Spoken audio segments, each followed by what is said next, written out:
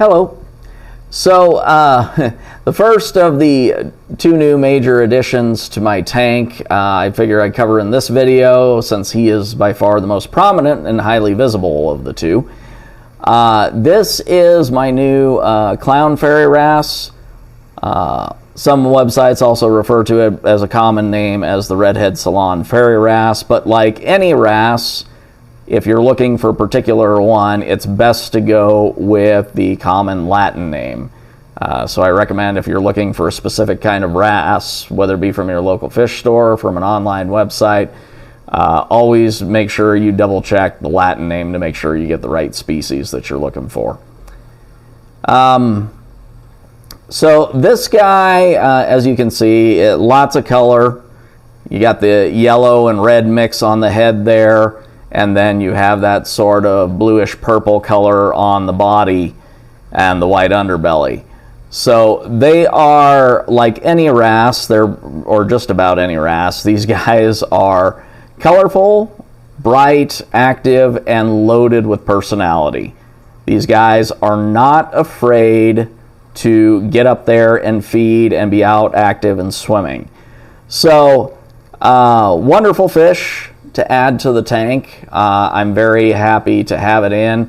The tank was looking pretty barren. I've had some struggles and some losses with fish over the last couple of years, and so I've been trying to find the right fits for the tank and just trying to find that kind of good balance. Now, as far as temperament is concerned, these clown fairy wrasses are listed as peaceful on most websites, but they are, in fact, I would say somewhere between, on the border between peaceful and semi-aggressive. Now, if you've been following my channel for a long time, once upon a time I did actually have one of these for a very brief period of time, but I made the mistake of sticking it in a 36-gallon bow front, which is way too small for these guys, and especially for the long run, and sticking it with small, timid, peaceful fish. I do not recommend a bunch of small, timid fish with these guys where this would clearly be the dominant fish in the tank. These guys have a tendency to let power go to their heads. So I do not recommend that, this fish for those types of setups. In addition, like many wrasses, these ones are very active. So I recommend them for, I would say, a tank that's at least 4 feet in length if you're wanting to house one long term for its life, for its lifespan. They're just, the problem is that they really do need the swimming space. They're very active fish. And so, I mean, you don't need an absolutely gigantic tank for them, but I would say ideally, you know, like something like a standard 55 to 75 gallon. In my case, mine is a 90 gallon, so mine's plenty for something like this. As far as, you know, behavior and mannerisms, these guys, like any wrasses, are curious and they are aggressive feeders. They are not afraid to rip food out of another fish's mouth or charge right in and bump another fish. I've even seen him, you know, go toe-to-toe with a fox face over pieces of food. The good news is that basically, you know, once the initial feeding frenzy is done, you know, any, you know, semblance of aggression or whatever, it's gone after that. You won't have to worry about them and their regular day-to-day activities and outings and that sort of thing. And they just kind of hang out with the other fish. But yeah, as I said, you know, they're definitely curious. They like investigating things. But in my opinion, that's part of the charm and personality of a wrasse. And it just makes them fun fish.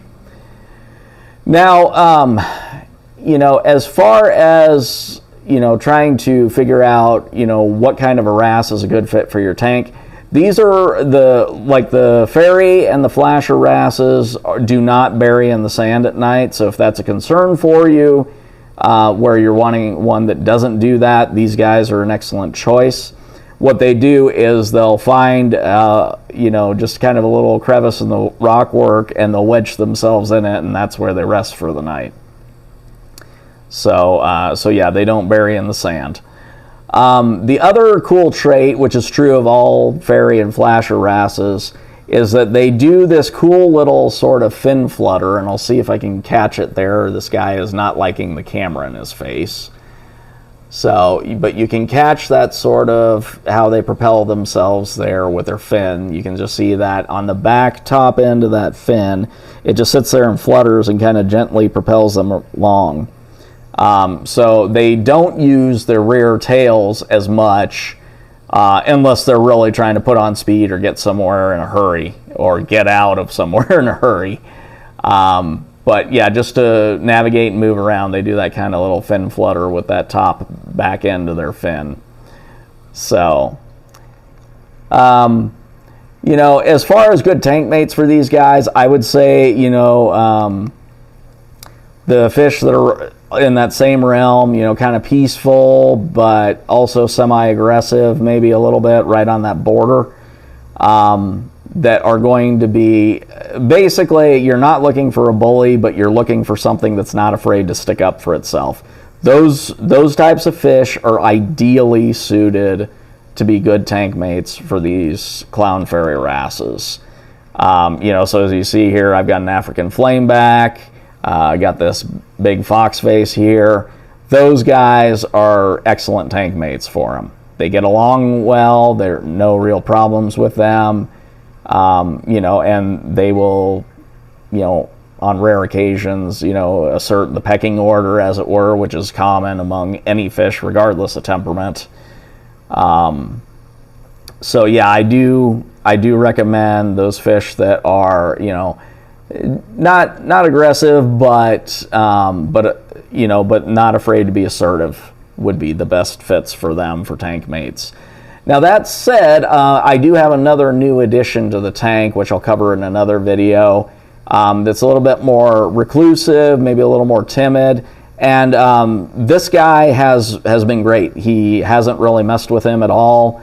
Anything beyond, the once in a great while, the little, sort of get out of my way sort of thing that you'll see regardless of how peaceful a fish is. Generally, they'll do those sorts of things if they're trying to, assert the pecking order. So anyways, he's been good, at least with a much smaller fish. The newer fish edition is probably only about a couple inches long, and this guy's probably between about 3.5 and 4 inches. So he's definitely significantly larger than the other fish, but no major, as I said, I haven't seen any significant aggression or territorial issues with him with the other fish.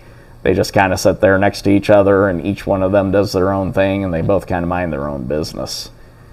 So anyway, but yeah, if you're looking for, a bright, colorful, active fish, and you've got a decent sized tank, that's 4 feet or longer, I would say that these guys would be a fantastic choice. They're fun to watch. They have the wonderful wrasse personalities with their curious and mischievous natures, and but generally, they don't really bother much. They just add color and activity to the tank. So anyways, that's all I have for this update, and thank you for watching.